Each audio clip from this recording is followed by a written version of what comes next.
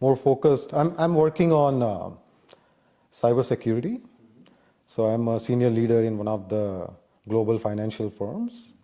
And my job is to secure the enterprises with against ever-evolving cyber threats, utilizing AI, ML, any homegrown solution, analytics, vendor solution, and I'm always in search of what's next. So now if you know that AI has taken an exponential leap, right? It has grown a lot, and now we are just catching up on it. It started with Gen AI, then AI agents, now agentic AI. And all the companies, or everybody, not just companies, but all people, enterprises, individual, they all are interested in AI, and they are implementing AI. And the main motto is to improve the productivity, right? And improve automation. Of course, automation brings productivity. But what we are not thinking is from the aspects of securing whether it's your AI, whether it's your systems, and AI in hands of adversaries, the digital bad guys, is much more dangerous. So my recent work is on how we can secure against AI. What kind of work can we do? And the solution is fight fire with fire. AI versus AI.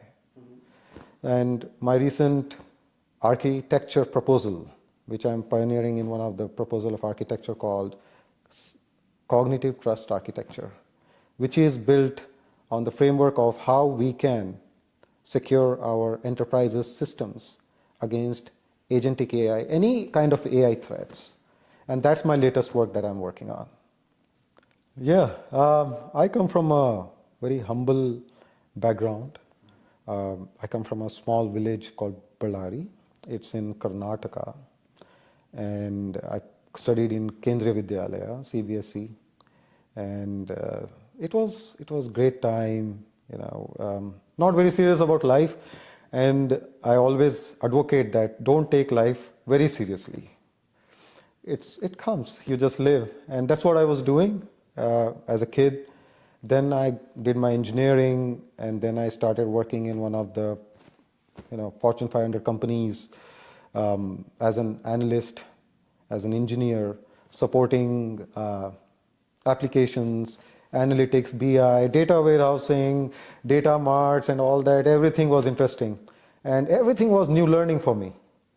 And slowly when I started learning more and more and building more and more application, whether it's for finance, sales, marketing, you name it, I started also learning that how much good the product is, it becomes that much important to secure that. Whether it is access control, whether it is any other perimeter control, whatever you want to, infrastructure security.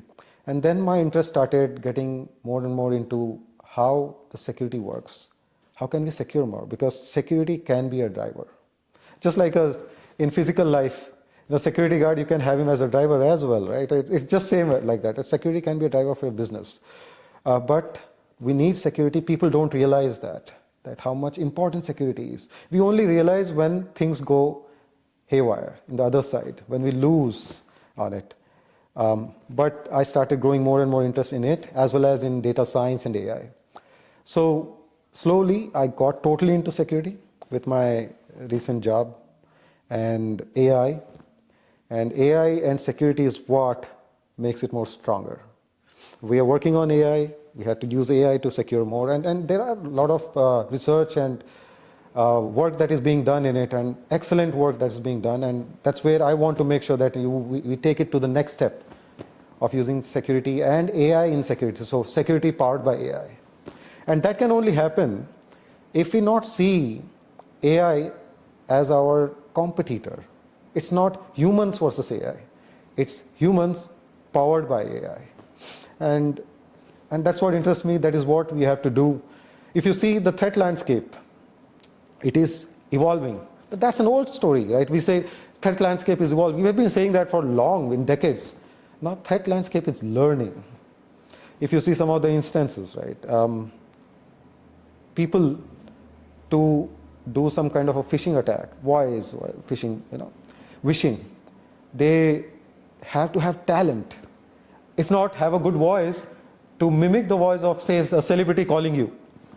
Now you can use deepfake. You don't even need to talk. You just use your laptop, use deepfake, and you can call, and it will be personalized call. So threat landscape is learning. Threat landscape is evolving. And if you see, I was reading other day in one of the article that the total cost of cybercrime for this year, by end of this year, is measured to be 10.5 trillion. And if you keep from the perspective of a GDP of a country, it stands third in rank. First is United States, of course, China. 10.5 trillion is the third. After that, we have other countries at 4 or 5 trillion. So think of the impact. And impact, okay, this can be a very inflated number, right? But what it encompasses is not just the cost or the money that was lost, but the business that was lost, the cost to rebuild the business, cost to investigate. So if you combine all that at global level, it's a big amount. So it becomes much more important for us to start thinking from aspects of security. And I'm always talking as a broken record, but security is important. Oh, general day on a weekday? Yeah, it's a busy day. My headquarters is in East Coast, and my technical team is also spread across the globe. So it starts early in the morning, and I cannot say even if it ends. So yes, but what I also do, apart from work, is do research. I'm a associate editor in one of a scientific journal. So I do not only peer reviewing, but also all the editorial tasks and all, to see what more scientific advancement we are doing and how well we are contributing to the society of tech society. And my work is to make sure that people get all the knowledge and research out there, whether it is other people doing or I'm doing, and people learn from it, so that we can build the leaders of tomorrow. Yeah, I can talk all day about my family. I have a very great life partner. She's great, and she always keeps me humble. And I have 2 kids. And with kids, the life becomes colorful. So, and I have great parents who have been always an inspiration for me. And because of them, I'm here where I am. And because of my wife, I'm able to do what I'm able to do. So family plays a very important role for anybody. And it's not something new I'm talking about, but it is important that we always appreciate them. We always let them know how important they are in our life, how important they are in our success. It's not me, it's them who is making me move forward and making any of us move forward. So behind a successful person, man or a woman, there is always a great family. And college days are always awesome. And college in India is much more awesome. I started as a front bencher. Then slowly, the color of college catches you on. And then I was all type of bencher, you can say that. But it was fun. I was a studious student, but also I had my share of fun as well. So I balanced everything: studies, fun, sports, and all sort of. In Hindi, there's a word called masti.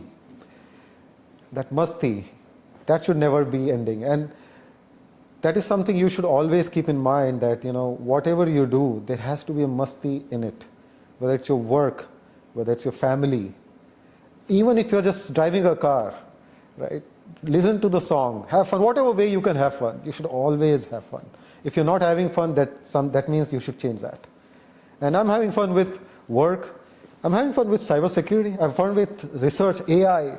You name it, everything is fun. Everything is interesting. And that's what it is, masti. My latest research is, again, I'm a security guy. I'm always thinking from perspective of security. how we can strengthen security, how we can take cybersecurity to the next level, information security, all that encompasses under cybersecurity, how we can take it to the next level. Now with the evolution of AI, it is much more important that we focus on security. I see a lot of products. I was in RSA conference as well, and I was looking at many products. But what I realize is everybody is more focused on automation. But are we talking about the adversaries where they are using the agentic AI or AI to deploy some of these bots into your system, who can bypass everything, right? Who can behave like human behavior? What we do is detect anomaly. What if it's not showing any anomaly? It's behaving like human. How can we detect them? And with AI, it is much more important that whether it's an implementation of AI for productivity. Say if AI makes a simple hallucination and client loses the trust. Trust is important. Whether it is AI, whether it is in a product, whether it is in your system. If any kind of a bot, any kind of a account, any kind of a script that is running, you should have the trust. How are you measuring the trust? And that is what I'm working on, right? How can we calculate the trust? And trust is something that can be earned. But how will you earn it? How can you calculate it? And that's the thing which we have to take step. The next step is trust, cognitive trust. Inspiration. I see inspiration in everything. I see inspiration in sky. I see inspiration in animals. I see, and mostly I got inspired from my parents, my teachers, my colleagues, my friends. Everybody inspired me in their own ways. You are inspiring me right now when I'm talking with you, right? So inspiration is everywhere. It's just that you have to look for it. And inspiration is what drives me. AI inspires me. Threats inspires me. Okay, there is a threat. Now it inspires me, how can I defend it? If you are pushed back, that inspires me. Okay, I'm pushed back, I'm bottom. How can I get up again? So inspiration, you have to look in everything. And if I have to tell you one inspiration, again, it starts with your parents. So parents are the biggest inspiration. Then it starts with your teachers. Then it starts with your friends, your life partner, your kids. Even kids in their own ways inspire you. Your colleagues, your leaders, your boss, your company, your other friends, outside world. There's so many inspiration. So I see world changing in exponential way with the AI, right? And this is just the start of AI. AI will evolve much more rapidly. There is a lot of work going on explainability. Once explainability is, conquered in AI, when the small glitches that we have is removed, AI will become very strong. And AI combination of robotics, it's going to change the world. In 2040, already we have self-driving cars. Self-driving cars is an old story, and it's few years it's going to happen. Robots helping everywhere. Technology will improve exponentially with quantum computing coming in picture. And I'm pretty sure there's a lot of groundbreaking work that is happening in quantum computing. With blockchain, this is going to become a technology world. We are type 1 civilization. There are a lot of physicists, they talk about the civilizations as well. I'm pretty sure we'll move into the next level of civilization. Only thing is that we don't self-destruct.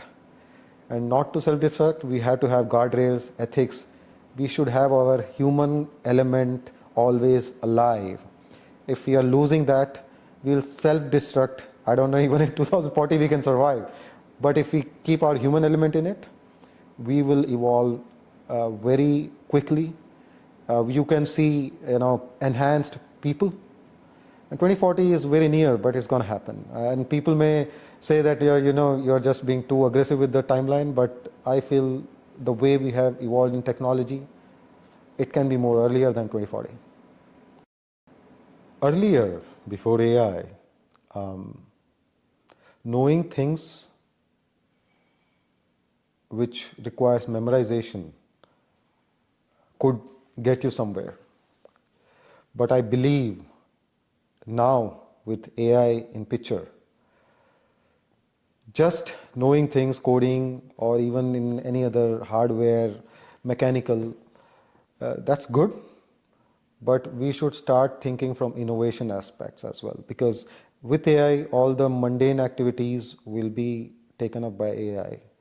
But what we can add the intelligence that we have, the sense, the innovation, the creativity, which AI will not be able to do, at least in near future it's not. We should also think from perspective of creativity. So earlier we used to be more logical, now we have to also develop our creative brain. So work on both with both hands, develop your both side of your brain so that you can be much more effective and successful.